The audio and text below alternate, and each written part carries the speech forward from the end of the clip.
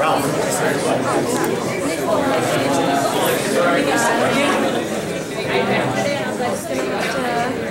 Nicole. Nice to meet you.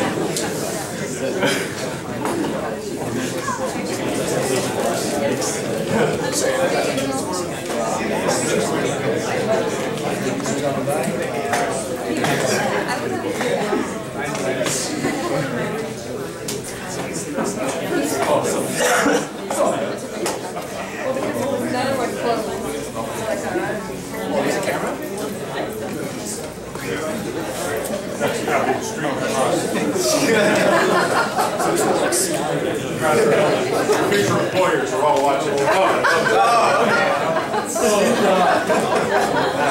Okay, I think we'll get started. We're a little ahead of time, but we might as well get going. So welcome Team 62. I think you recognize everybody on the panel, Chris and Sandra and the Dean, Michael Kelly.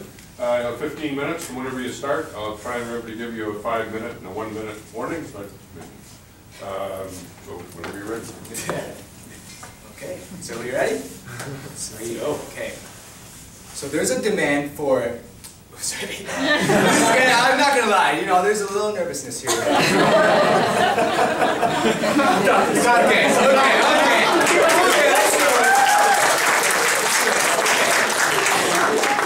Okay.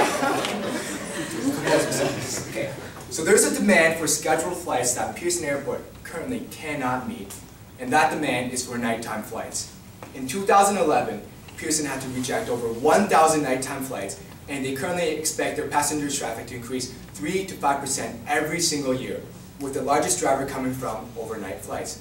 So just to give you guys an example, the overnight flight demand from China is projected to increase by 20% this year alone. As the only airport in Canada with a night flight budget, Pearson just recently amended their budget to accommodate for this growing demand. However, there's an imposed cap by Transport Canada, which provides the Region of Waterloo International Airport the opportunity to capture this unmet demand. I'm here today with my colleagues, Ralph, Angela, Nicole, Jay, Greg, and myself, Dennis, to present to you guys an overnight success plan. So there are 3 objectives to our recommendation. First off, we need to obtain a night flight budget to capture the excess demand from airlines wanting to land in Toronto between the hours of 12:30 a.m. and 6:30 a.m. Second, we need to have successful partnerships with airlines to reach international locations such as China, Taiwan, and Israel to bring in recurring flight revenues. And third of all, our promotional efforts should focus on making the Chicago route more viable, and finally, generating more overall awareness for YKF. Now I'm going to go into a brief overview of the agenda for today's presentation. Firstly, we will begin by defining the specific challenges that YKF is currently facing. Secondly, we will proceed into the analysis, which highlights some evidence to support our recommendation. Thirdly, we will go into a detailed step-by-step process on how to successfully implement our recommendation. Fourthly, we will provide a summary of some expected results. And finally, we will conclude our presentation with some key takeaways. YKF is currently facing the challenge of low consumer awareness. Due to this lack of awareness within the Tri-City and surrounding areas, not enough consumers are utilizing the airport, which is causing a $2.8 million operating deficit. In addition, a large portion of the airport's revenues are being subsidized to the American Eagle airline to keep the Chicago flight a destination option for the community. With these large financial burdens and the low consumption rate, it becomes very hard to attract new airlines or add additional flights to existing airlines. It is critical that YKF increase consumer awareness immediately to build demand for those existing flights and improve financial results in the long term for both the Region of Waterloo and the airlines.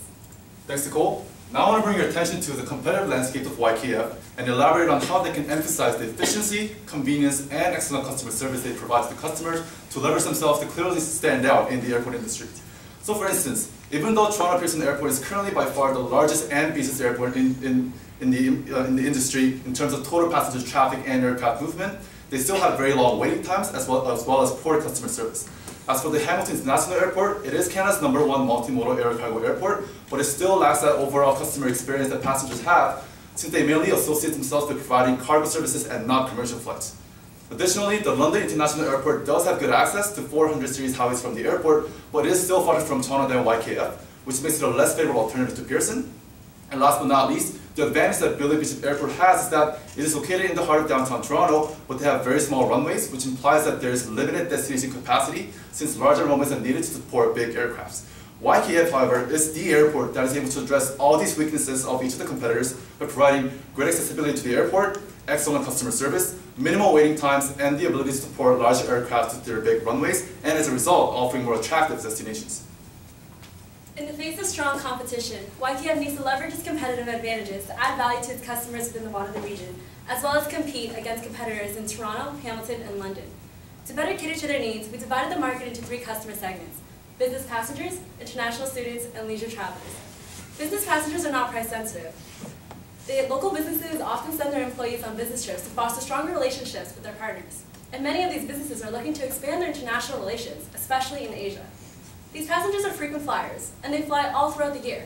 They value efficiency, such as smaller distances between checkpoints, as well as shorter wait times, which is why this makes nighttime travel so favorable because of the reduced amount of traffic. There's also been a growing amount of population of international students within the region of Waterloo because of local universities such as University of Waterloo and Wilfrid Laurier University attracting students from abroad. These students are also not very price sensitive, and they're very likely to buy a ticket back home to visit friends and family during the holiday seasons. They value the overall convenience of the trip, including the distance between the airport and their homes. So offering international destination to YKF would make YKF a very favorable alternative to its competitors simply because of its close proximity to the schools. And last but not least, there's the leisure travelers, who tend to travel in smaller groups, which is great for Waterloo because the majority of the demographics is comprised of small families. These families have a high average family income of over $100,000, suggesting that many of them can afford to travel. They usually plan out-of-country vacations during the summer and winter break, and most of all, they value the service at the airport, such as accessibility to baggage carts, as well as a child-friendly environment. Following the consumer analysis, I'll now discuss why night flights are a viable option for YKF. There's been a growing trend in commerce and tourism between Canada and countries within the Asia-Pacific region. As outlined in this chart, the number of overnight trips from China to Canada will increase to 880,000 by 2019. Due to stringent restrictions, Transport Canada has imposed a night flight budget on Toronto Pearson Airport. This limits the amount of overnight flights, overnight arrivals and departures to and from Toronto Pearson Airport during the hours of 12:30 a.m. and 6:30 a.m. In 2011, this was capped at 36 flights per night, and as a result, Toronto Pearson had to deny over 1,000 airlines during the course of the year.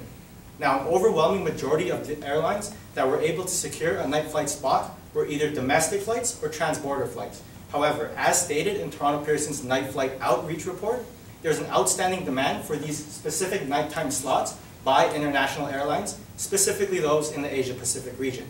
Now, as the demand for these nighttime slots increases and outpaces the growth in Toronto Pearson's night flight budget, this provides YKF a valuable opportunity to capitalize on the market and meet the unfulfilled demand. This is our vision. We want to increase global visibility, grow YKF's portfolio of flights, and increase revenues.